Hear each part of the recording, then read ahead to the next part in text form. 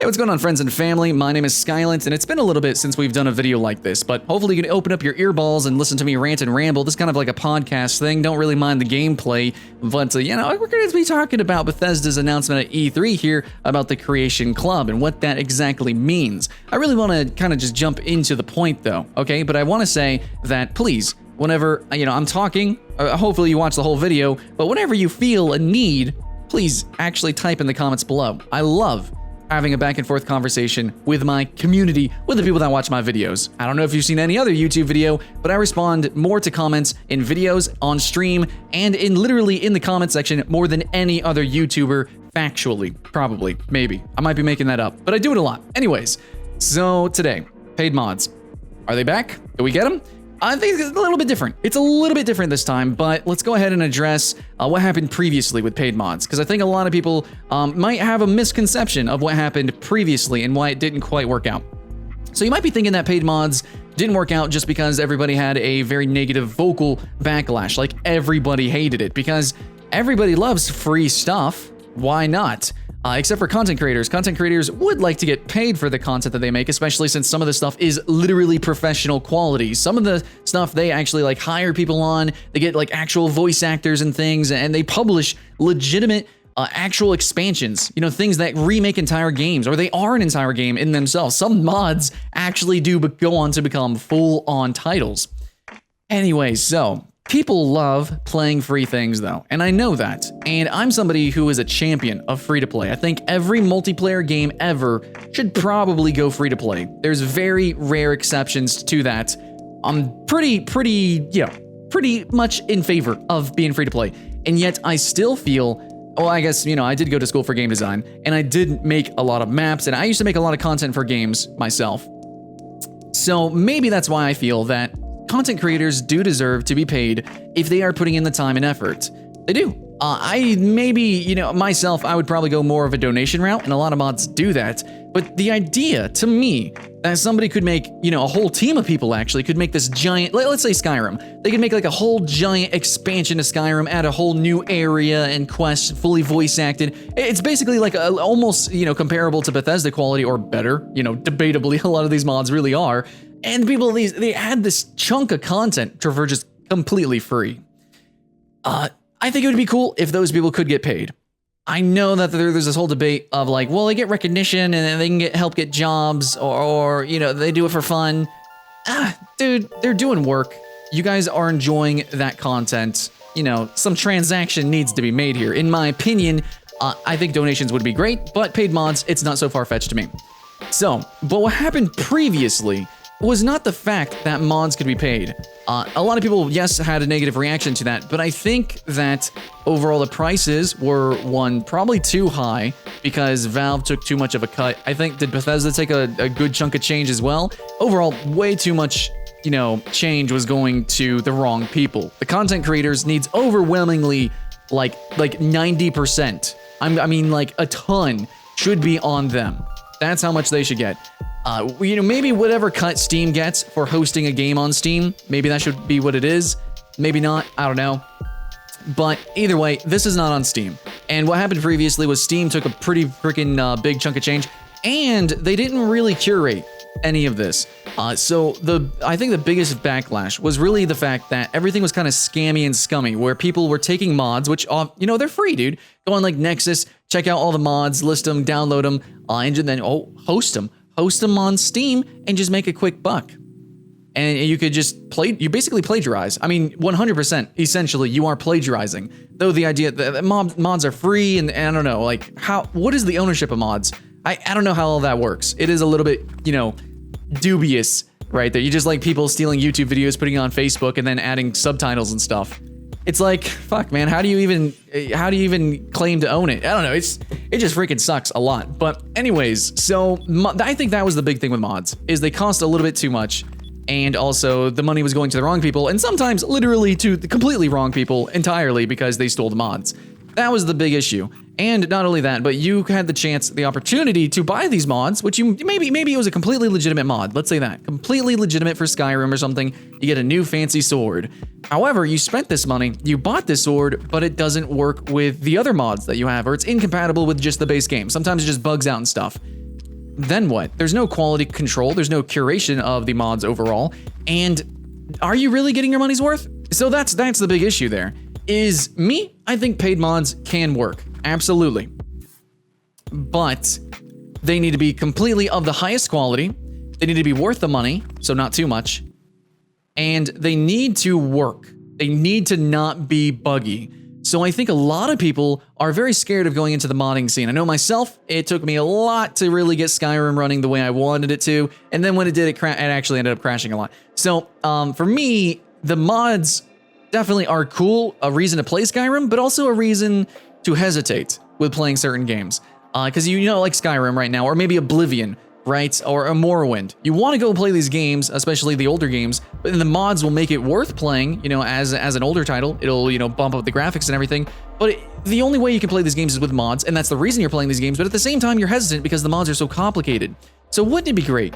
Wouldn't it be fantastic if there was some sort of membership that the best creators could join, and they became sort of a part of a creation club of sorts?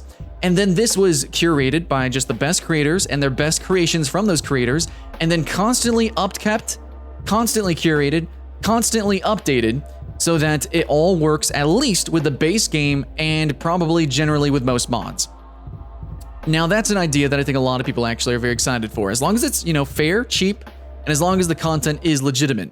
However, there were some things shown that it was like crab armor and stuff like that. Now those kind of mods, like if you could literally just upload, or sorry, I said upload, but if you could just put in like 10 cents, like a quarter, if you could literally just slap them a quarter and get some, a reskin for some enemies, then yeah, okay, that's cool. But I don't think that's the case. See, the Creation Club, and now we're going to kind of dive into what makes the Creation Club specifically not great, is going to be the fact that it's going to use a currency that you can't use direct transactions. So there's a number of reasons for that, but I really hope that they use very, very low numbers of this currency that you can purchase. So I think you guys know what I'm saying here. What I'm getting at is generally, especially like Microsoft and Sony and a couple other places, a lot of mobile games, they'll make something cost like 400 gems, okay? And you really want that. You're like, yeah, I do want that. It's a good product, all that good stuff. It's gonna work great, okay. However, you can't just buy 400 gems. You have to buy 500 gems. Okay, so you spend $5 on something that costs $4, but you have a $1 left over. You have 100 gems.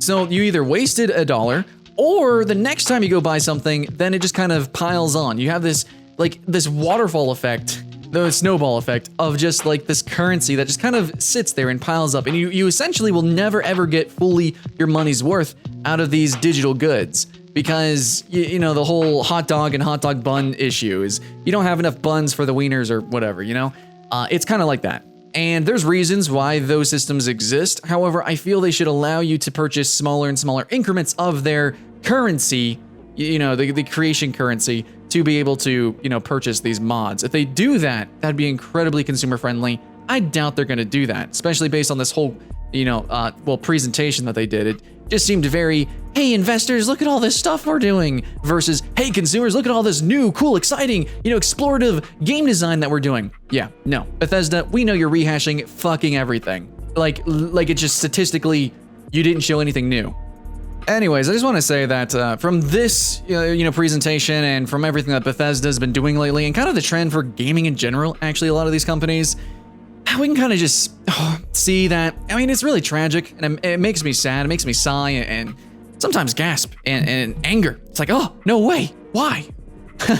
But we just see that these companies and Bethesda are going in a direction that's kind of money hungry and kind of just focused on investors, and focused on not really the explorative game design and trying new and different things.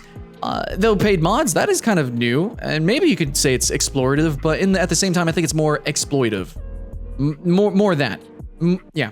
Anyways, I think it's a cool idea. It could really work, but here's the thing, guys. If we just look at trends, right, it probably won't. It's probably going to be the worst case scenario, but it really could work. It really could. And I just want to end this whole rant on that since Bethesda is curating this, They're gonna, the best creations, supposedly, the actual real content. You know, they probably saw stuff like people like literally making DLC packages, true expansions, entire new, you know, full quest lines, full, you know, land masses, basically a whole new game.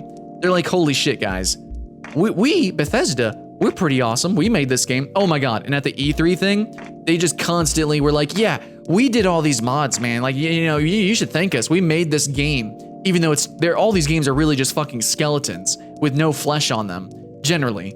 A little bit of, you know, some tendons here and there, maybe some fat, but overall not much flesh. And they really rely on the community to build these games up. We know that, and Bethesda really is taking credit for that. So this way they can take even more credit. So they're gonna get these mods, and you know, they are paid mods, so in a way they will be able to kind of help publish these mods. That's the dream. That's the dream, that they sponsor these mods. I don't know. We'll see how it works out. We need to get some, you know, maybe I should actually call some of these creators and see how they feel about this. But anyways, that's gonna be another video where we look into that and review them proper when that comes out. But basically, I feel it's gonna be the worst case scenario. I think Bethesda's really just gonna be kind of taking credit for a lot of these mods. And even if it works for some people, I feel like the whole system itself is not gonna really catch on. I don't think more companies are gonna do this. I want them to do this. I really do. I like how Valve does with Dota and the whole skins thing. I think that's really awesome. It not only gets people's foot in the door, but it literally makes them money so they can continue, you know, that march in that direction for their career. I think that's fucking awesome. So I don't think there's anything wrong inherently with it. It's just everything else that Bethesda could do wrong immediately, even in the E3 presentation, like I said, claiming all sorts of credit and gloating over all these mods and this community that they've fostered. I don't want to play down that Bethesda is a big company and they do a lot of big things right when it comes to marketing and probably their community engagement to an extent, but really the community itself has taken a hold of these games, and that's why we haven't let them go. But Bethesda, instead of making new games that we can clamor to and claw into and, you know, hold on to from there and do a lot of amazing things, Bethesda's like, oh no, we're safe here. We're gonna make a lot of money with Skyrim. You guys just keep adding on content. It's basically a new game every year. You guys add in so much content. So yeah, let's just keep re-releasing it. Maybe do a VR Skyrim next year. That's how I feel. I mean, it's tragic, and I want to be an optimistic person. You know, keep the hype alive, right? And so I'm for paid mods, but I have to end this rant by saying, Bethesda, I think you're gonna fuck it up. Because honestly, you have like some cool ideas sometimes, but you put way too much weight into some very, very small things that really it's the community that's actually, you know, what's important and what actually makes your games kind of good. Despite most of them being single player. Anyways, yeah. So, Bethesda, I'm not in favor of Bethesda's paid mods. We'll have to see how it turns out, but that's my, you know, my hype or flight meter. It's leaning more toward the flight, but paid mods, hey, it could work. Anyways, I've ranted enough, I've reiterated enough. Thanks for watching, guys. I would love to know your thoughts and feelings. Please tell me in the comments below. Hope I said enough there. Maybe, I don't know. I feel a little bit emotional about it as somebody who makes content and who used to make content for video games. I really hope this works out, but hoping and, you know, realistically believing what will happen is a little bit different this time. Tell me what you think, guys. Hope you guys have fun. Hope we, in the end, do have fun with these mods in these games. Much love, and I'll see you in the next one.